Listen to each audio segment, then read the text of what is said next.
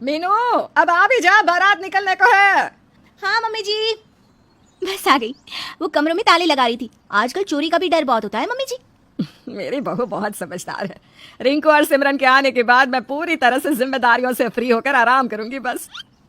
रिंकू और सिमरन की शादी एक साथ होती है और दोनों बहू बनकर पूनम के घर आ जाती है। घर आते ही रिंकू अपना रंग दिखाना शुरू कर देती है।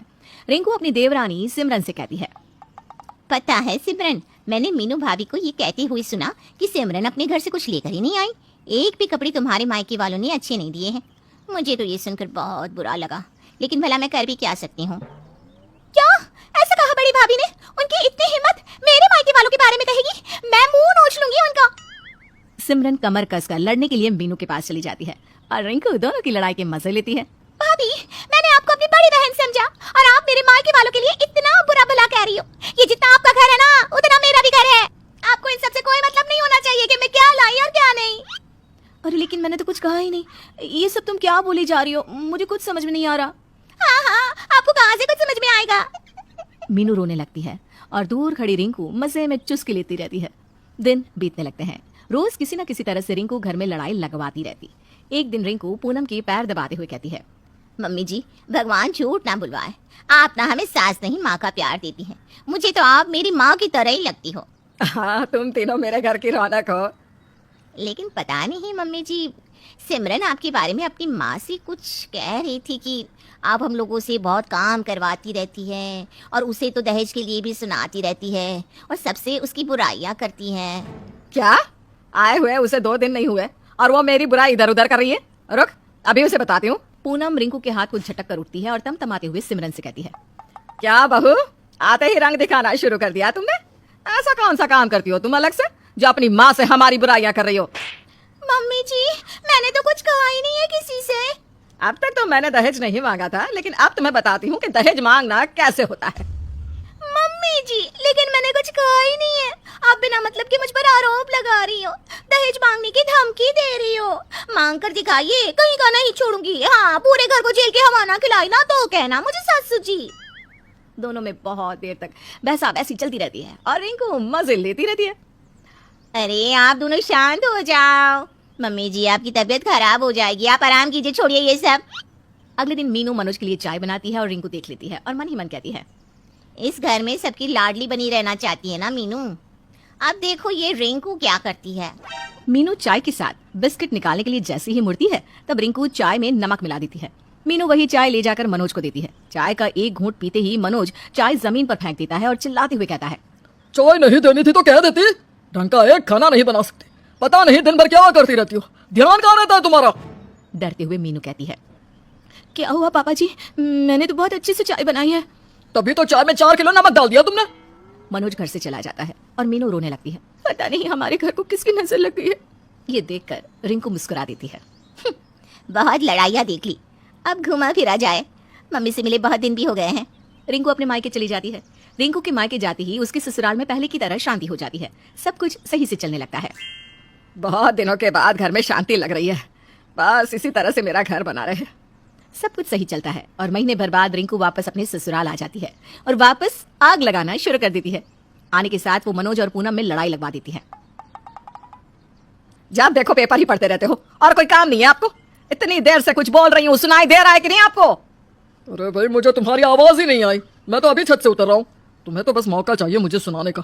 बुढ़ापे में सठिया गई हो तुम। दूर खड़ी रिंकू वही अपनी आदत से मजबूर हंस रही थी। बहुत दिनों के बाद लड़ाई की आवाज सुनाई दी है, मजा ही आ गया। अरे मुझे क्या पता था, मुझे तो रिंकू ने कहा था कि तुम कमरे में पेपर पढ़ रहे हो। ये सुनकर रिंकू बीच में ही बात को काट देती है। मम्मी जी, पापा जी, ये सब छोड़िए ना, क्या आप लोग भी बच्चे बने बैठे हैं? मम्मी जी देखिए, मैं आपके लिए क्या लेकर आई हूँ। रिंकू अपने फंसने के डर से बात घुमा देती है। दिन बीतने लगते हैं और वापस रोज घर में लड़ाई होने लगती है। फिर एक दिन मीनू सोचती है, पहले जब मैं और मम्मी जी थे तब तो लड़ाई नहीं होती थी, फिर जब मैं, मम्मी जी और सिमरन थे तब भी लड़ाई नहीं होती थी। कहीं ये रिंकू ही तो आग नहीं लगा रही। उस दिन भी रिंकू ने ही मम्मी जी से पेपर वाली बात कही थी। मीनू अब रिंकू पर नजर गड़ाए रखती है। उसकी एक एक हरकतें नोटिस करती रहती है। एक रोज रिंकू जब अपनी माँ वसुंधरा से बात कर रही थी तब मीनू सब सुन लेती है। बेटा, इसी तरह घर में लड़ाइयाँ करवाती रहे, एक दिन घर में फूट पड़ ही जाएगी और सब अलग हो जाएंगे। फिर तू अपने सास ससुर की लाडली बहू बनकर सारी प्रॉपर्टी अपने नाम करवा लेना। हाँ मम्मी जी, वैसे भी मेरी सास मुझे बहुत मानती है। मेरा शक सही था। ये सब रिंकू और उसकी माँ कर रहे हैं। अच्छा हुआ मैंने रिकॉर्डिंग कर ली। अगले दिन जब नाश्ते के टेबल पर सिमरन और पूनम की लड़ाई होने लगती है तब मीनू रिकॉर्डिंग प्ले कर देती है। रिकॉर्डिंग सुनते ही सबके होश उड़ जाते हैं। पूनम रिंकू को तमाचा लगाती है। मेरे अच्छे खासे घर को तुमने बर्बाद कर दिया। अब तुम अपनी माँ के घर में ही रहना और वहीं आग लगाना। अपनी ही बेटी का घर तोड़ते हुए तुम्हारी माँ को शर्म नहीं आई? निकल जाओ मेरे घर से और मेरे बेटे की जिंदगी से। मुझे माफ कर दीजिए मम्मी जी, माफी देकर हम एक और गलती नहीं करेंगे। सिमरन और मीनू रिंकू का हाथ पकड़कर उसे घर से बाहर निकाल देती हैं। अब हम कभी अलग नहीं होंगे। हम साथ साथ हैं। हम साथ साथ हैं। हम साथ साथ हैं। एक समय की बात है। एक शहर में एक कुशल परिवार रहता था। उस परिवार में सुधा जी नाम की एक वृद्ध महिला रहती थी। सुधा जी के 2 बेटे और बहुएं थी जो उनके साथ ही रहती थी। बड़े बेटे अशोक की पत्नी नम्रता संस्कारी और सर्वगुण संपन्न थी। वहीं छोटे बेटे की पत्नी अनाया चालाक और बहुत तेज तर्रार थी। एक बार की बात है, सुधा जी और बहू नम्रता मिलकर बहुत सारे लड्डू बनाकर रसोई में रख देते हैं। बहू, मैं जरा मिश्रा जी के यहाँ काम से जा रही हूँ। तुम लड्डू को थोड़ी देर बाद डब्बे में रख देना। ये बोलकर सुधा जी बाहर चली जाती है। नम्रता अपने बेटे की आवाज सुन उसे देखने चली जाती है। तभी अनाया रसोई में आती है। शुद्ध घी के लड्डू देख उसके मुंह में पानी आ जाता है और एक लड्डू खा लेती है। इतने स्वादिष्ट लड्डू मैंने कभी नहीं खाए। एक काम करती हूँ, सारे लड्डू डिब्बे में रख लेती हूँ और एक प्लेट में ही छोड़ दूंगी, जिससे किसी को मुझ पर शक भी नहीं होगा और मैं लड्डू आराम से खा पाऊंगी। वो लड्डू की प्लेट उठाकर एक डिब्बे में भरकर चुपके से अपने कमरे में ले जाती है और प्लेट में एक लड्डू वहीं छोड़ देती है। अपने कमरे में जाकर अनाया पेट भर लड्डू खाती है। पेट भर जाने पर वो लड्डू के डिब्बे को छुपा देती है। नम्रता अपने बेटे कार्तिक को सुला रही थी, तभी सुधा जी घर आ जाती हैं। नम्रता, अरे ओ नम्रता। नम्रता सास की आवाज सुनकर भागी हुई आती है। जी माँ जी, बुलाया आपने? बेटा जरा चाय बना देना और हाँ लड्डू भी ले आना, 1-2 खा लूंगी। नम्रता रसोई में जाती है और लड्डू का खाली प्लेट देखकर चौंक जाती है। लड्डू कहाँ गए? मैंने तो डिब्बे में भी नहीं रखे। प्लेट में तो एक ही लड्डू है। अभी माँ को बताती हूँ। नम्रता सुधा जी को जाकर बात बताती है। माँ जी, लड्डू रसोई में नहीं है। मैंने वहीं रखे थे पर अब नहीं है। क्या? लड्डू तो तेरे सामने ही बनाए थे, फिर कहाँ गए? पता नहीं माँ जी, कार्तिक रो रहा था तो मैं कार्तिक के पास चली गई। उसे सुलाकर अभी आपकी आवाज सुनकर आ रही हूँ। सुधा जी रसोई में जाती है। अनाया लड्डू से भरा हुआ मुंह जल्दी जल्दी साफ करती है और रसोई में आती है। क्या हुआ मम्मी जी, आप गुस्से में क्यों हो? बहू, यहाँ लड्डू की प्लेट रखी थी, अब देखो इसमें एक भी लड्डू नहीं। पता नहीं कौन खा गया, शुद्ध घी के लड्डू थे। तभी अशोक और राहुल भी आ जाते हैं और रसोई से बातों की आवाज को देख दोनों रसोई की ओर जाते हैं। अशोक अपनी माँ से मजाकिया लहजे में कहता है। क्या हुआ माँ, किस गहन विषय पर चिंतन चल रहा है? अरे देखो ना बेटा, शुद्ध घी के लड्डू बनाए थे, पता नहीं कौन खा गया, अब इसमें एक भी नहीं है। आपके बाहर जाने के बाद तो नम्रता दीदी ही थी ना रसोई में, शायद कहीं उन्होंने ही। अनाया, ये क्या बोल रही हो तुम? मैं कार्तिक के पास थी। सुधा जी और घर के सभी सदस्य अनाया की बात पर विश्वास कर लेते हैं और नम्रता के खिलाफ हो जाते हैं। सभी नम्रता को खूब सुनाते हैं तो वो रोने लगती है। अनाया बहुत खुश होती है। वो खुद से कहती है, इन लोगों को बेवकूफ बनाना कितना आसान है। कुछ दिनों बाद सुधा जी काजू और बादाम का डिब्बा खरीद कर लाती हैं। ये ले बहू, इसे संभाल कर रखते। सुधा जी ये कहकर वहां से चली जाती है।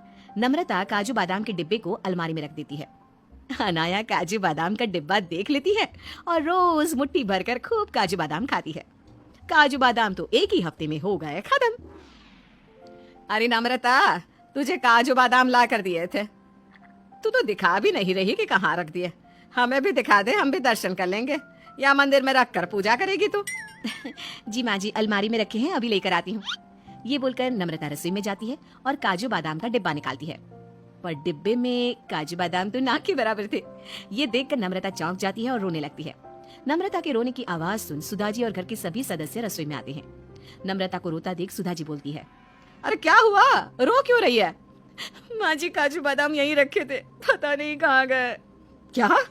4 दिन पहले ही तो लाई थी काजू बादाम का डिब्बा और खत्म भी हो गया। अनाया अपनी चोरी छुपाने के लिए फिर से नम्रता पर इल्जाम लगा देती है और कहती है, नम्रता दी, खाने का मन था तो खाइए, लेकिन ऐसे चोरी करना ठीक नहीं है दीदी। पता नहीं इस घर में क्या हो रहा है, खाने की भी चोरी। अरे बहू, थोड़ा बहुत दूसरों को भी चखा दिया करो, इस घर में और भी लोग रहते हैं। ये बोलकर सब चले जाते हैं और नम्रता रोने लगती है। कुछ दिनों बाद अनाया की दोस्त रिया का फोन आता है। हेलो अनाया, कैसी हो? मैं ठीक हूँ, तुम बताओ, इतने दिनों बाद कॉल किया। हाँ, घर के काम में ना बिजी रहती हूँ। चलो ना, हम दोनों कल मिलते हैं, शॉपिंग करेंगे, खाएंगे पिएंगे। अच्छा ठीक है, कल मिलते हैं। वैसे भी शादी को 2 महीने हो गए, कहीं घूमने भी नहीं गई मैं। राहुल को तो टाइम ही नहीं मिलता। ठीक है ना, तो कल मिलते हैं, तो तैयार है ना? अनाया खुद से कहती है, मैंने रिया को हाँ तो बोल दिया, पर पैसे कहाँ से लाऊंगी? बाहर जाने का मतलब पैसों का खर्च होना। अब अनाया पैसों की जुगाड़ में लगी है। वो सुधा जी के कमरे से गुजरती है, तभी अशोक सुधा जी को 10,000 देते हुए कहता है, ये लीजिए माँ, पूरे 10,000 है। अब रात होते ही अनाया सुधा जी के कमरे में जाती है और 10,000 की गड्डी चोरी कर लेती है। सुबह होते ही अशोक 10,000 सुधा जी से मांगता है। माँ वो 10,000 दिए थे ना, वो देना ना, दोस्त को वापस देना है, वो लेने आ रहा है। सुधा जी कमरे में पैसे लेने जाती है। जैसे ही अलमारी खुलती है तो पैसे कहीं नहीं मिलते। सुधा जी चिल्लाती हैं। चिल्लाने की आवाज सुन घर के सभी सदस्य सुधा जी के कमरे में जाते हैं। क्या हुआ माँ, अब चिल्ला क्यों रही हो और इतनी घबराई हुई क्यों? मैंने कल यहीं 10,000 रखे थे, अब नहीं है, पता नहीं कहाँ चले गए। नहीं है मतलब? माँ वो पैसे मेरे दोस्त के थे, अब वो आने वाला है, मैं कहाँ से ला कर दूंगा उसे? कहीं ये काम बाहर के किसी आदमी का तो नहीं, लेकिन हमारे घर में तो कोई आता भी नहीं। हाँ माँ, आप सही कह रही हैं, अब मैं पुलिस को ही बुलाता हूँ। हाँ, यही ठीक रहेगा। हमारे घर में कुछ ना कुछ चोरी हो रहा है, अब ये पैसे भी चले गए, तू बुला ले बेटा पुलिस को। पुलिस का नाम सुनते ही अनाया घबरा जाती है। अशोक का दोस्त पैसे लेने आता है। ये देखकर नम्रता जल्दी से अपने कमरे में जाती है और अपने बचाए हुए पैसे लाकर अशोक को दे देती है। नम्रता के पास 10,000 देखकर सब नम्रता पर शक करने लगते हैं। ये पैसे कहाँ से आए तुम्हारे पास बहू? माँ जी, ये मेरे बचत किए हुए पैसे हैं। बचत किए हुए या फिर चुराए हुए? देख बहू, सच बता दे। अनाया की जान में जान आती है। वो भी नम्रता को कहने लगती है, नम्रता दी, अब तो इसकी भी चोरी की हद हो गई, अपने ही घर में चोरी। दीदी, आपको ये बातें शोभा नहीं देती। तभी पुलिस आ जाती है। पुलिस को देख अनाया घबरा जाती है। पुलिस नम्रता से पूछताछ करती है और नम्रता बेगुनाह साबित होती है। फिर पुलिस जब घर की तलाश लेती है, एक ही कमरे की तलाशी, अनाया पूरी तरह से घबरा जाती है, क्योंकि अब पुलिस अनाया के कमरे की तलाशी ले रही है। पुलिस को नोट की गड्डी अलमारी में कपड़े के नीचे रखी मिल जाती है, साथ में काजू बादाम का डिब्बा और 1-2 लड्डू भी। सब चौंक जाते हैं। अनाया फूट फूट कर रोने लगती है। माफ कर दीजिए मुझे, मुझसे गलती हो गई, माफ कर दीजिए। सब कुछ तुमने चुराया और मेरी बहू नम्रता को दोषी बनाया। अनाया रोने लगती है और नम्रता से भी माफी मांगती है। कोई बात नहीं अनाया, तुम्हें इस घर में चोरी करने की जरूरत नहीं है। तुम्हें कुछ भी चाहिए तो तुम हम सबसे कह सकती हो। तुम्हारी एक गलती ने तुम्हें कितनी बड़ी मुसीबत में डाल दिया था। मैं आप सबसे माफी मांगती हूँ, आगे से ऐसा कभी नहीं करूंगी। नम्रता अनाया को गले लगा लेती है और सुधा जी नम्रता से माफी मांगती है। हाँ, नम्रता सबको माफ कर देती है।